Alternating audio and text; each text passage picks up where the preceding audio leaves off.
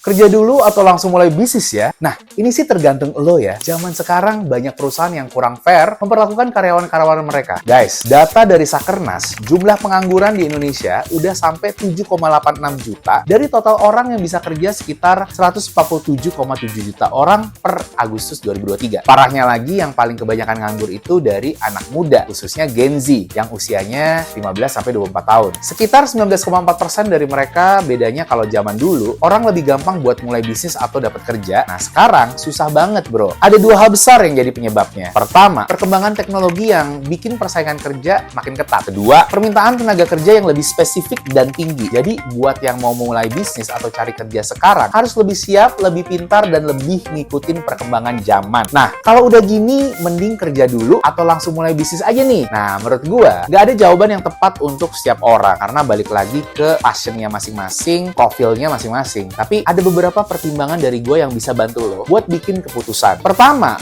mungkin akan lebih baik kalau lo kerja kantoran dulu kalau emang situasinya lagi nggak punya modal sama sekali dan lo juga nggak tahu mau berbisnis apa. Kalau lo lagi kekurangan modal dan bingung mau bisnisnya apa, mendingan mulai aja kerja kantoran. Tapi jangan sembarangan pilih kerjaan. Carilah yang bisa ngebantu nabung buat modal bisnis lo nanti, karena modal itu penting banget buat mulai bisnis. Guys, karena menurut survei dari BPS, Badan Pusat Statistik, terkait pelaku usaha e-commerce di Indonesia, sekitar 36,84% dari mereka menghadapi kendala usaha berupa kekurangan modal pada tahun 2023. Kekurangan modal jadi masalah serius. Bro, kenapa modal itu penting banget? Nah, modal ini kayak bensin buat mesin bisnis. Kalau kurang, susah buat bikin bisnis tumbuh dan berkembang. Kalau lagi kerja kantoran, lo bisa mulai nabung modal dari gaji lo. Itu artinya lo bisa alokasiin sebagian gaji buat disimpan atau diinvestasikan. Mungkin sambil nunggu modal cukup, lo bisa cari ide bisnis yang pas buat lo. Dan penting juga nih, cari pekerjaan yang ngasih lo pengalaman dan pengetahuan yang nantinya bisa bantu bisnis lo. Ingat, niat kerja itu sementara. Jadi gunain waktu itu sebaik mungkin buat persiapin modal dan skill buat bisnis lo nanti. Nah, gimana caranya nabung modal saat kerja? Bisa nih, lo tentuin aja sebagian gaji lo buat ditaruh ke tabungan atau diinvestasikan. Atur rasio antara nabung sama nikmatin hidup. Jadi lo bisa punya duit buat bisnis tanpa keganggu kebutuhan sehari-hari. Ingat, kalau kerja sambil belajar dan nabung itu kunci buat modalin bisnis lo ke depannya. Kedua, kerja itu menciptakan rasa aman. Teori kebutuhan Maslow bilang kalau rasa aman itu penting banget. Teori ini teori psikologi yang dikenalin sama Abraham Maslow dalam makalahnya yang judulnya A Theory of Human Motivation. Di sana Maslow ngejelasin kalau manusia harus menuhin kebutuhan yang paling dasar dulu sebelum bisa berkembang jadi dirinya yang sesungguhnya. Nah, dalam teori ini ada 5 level kebutuhan. Yang pertama, kebutuhan dasar buat bertahan hidup, kayak menghirup udara, oksigen, air, makanan, sandang pangan papan lah. Terus ada kebutuhan akan rasa aman yang mencakup rasa aman fisik dan emosionalnya. Tingkat selanjutnya, kebutuhan sosial buat kasih sayang, cinta, hak kepemilikan. Lalu ada kebutuhan yang di atasnya lagi, yaitu penghargaan yang tergantung umur individualnya. Misalnya, anak-anak yang butuh pendampingan orang tua. Dan yang terakhir, di level kebutuhan teratas, ada kebutuhan akan aktualisasi diri yang jadi dorongan buat berkembang jadi diri yang maksimal sesuai potensinya. Intinya, Maslow menggambarkan cara manusia kejar kebahagiaan dan perkembangan diri dari level kebutuhan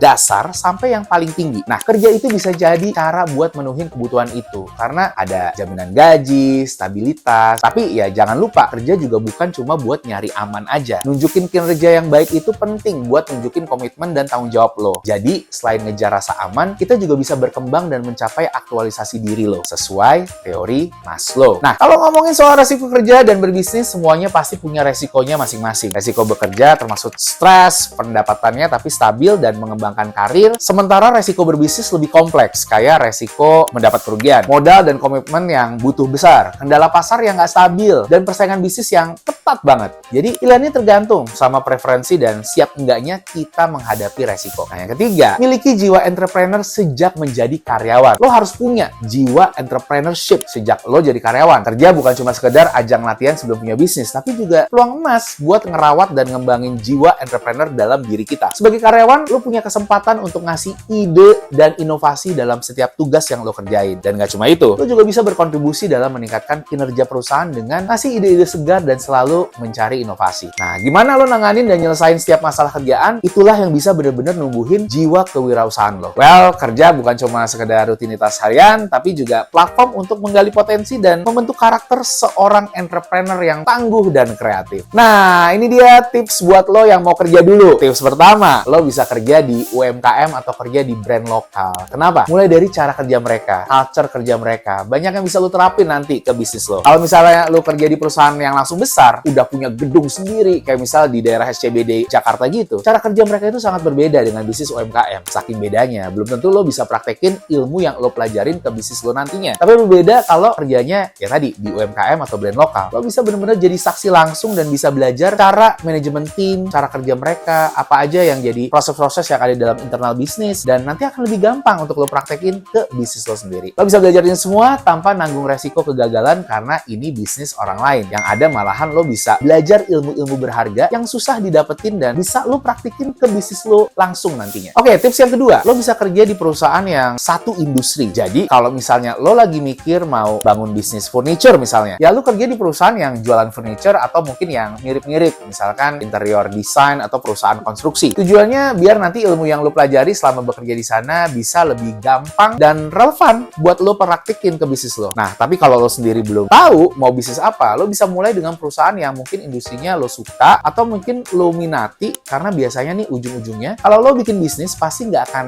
jauh-jauh atau nggak akan lari dengan apa yang lo minati atau yang sesuai dengan passion lo. Nah, yang tips ketiga, lo bisa kerja di perusahaan yang jam kerjanya fleksibel. Banyak perusahaan modern zaman sekarang yang punya kebijakan jam kerjanya fleksibel. Jadi lo juga bebas untuk punya side hustle atau sambil kerjain bisnis sampingan lo. Bahkan kalau lo bisa kerja sambil berbisnis, masa-masa awal bisnis lo masih merintis, lo juga bisa lebih aman karena biaya hidup lo masih di cover sama gaji kantor lo. Ini tips buat lo yang mau langsung mulai berbisnis satset tanpa ragu. Nah, ini yang tips yang pertama. Pastinya lo udah harus punya ide bisnis atau peluang yang emang mau lo kejar. Kan nggak mungkin ya lo mulai bisnis tanpa adanya gambaran lo mau jualan apa, lo mau kerjain apa gitu. Jadi yang paling minimum lo udah punya gambaran deh atau mungkin beberapa opsi yang mau lo coba. Nah, yang tips yang kedua, lo harus punya persiapan financial, modal. Di sini gue realistis aja ya. Sebenarnya bisa banget untuk lo mulai bisnis dengan ya modal seadanya atau modal handphone doang misalkan. Tapi lo juga harus realistis karena yang namanya bisnis itu nggak ada yang pasti. Nggak ada yang bisa ngejamin kalau lo dalam 1 atau 2 bulan bisa langsung ngasilin profit yang besar. Apalagi profit yang cukup mengcover biaya hidup lo. Nah, ini nggak ada yang pasti. So, kalau lo langsung mau terjun ke dunia bisnis, lo harus pastiin dulu kalau lo punya persiapan keuangan financial. Paling minimum ya tabungan dana darurat 6 bulan biaya hidup atau sumber income lainnya kayak kerja kantoran atau punya pekerjaan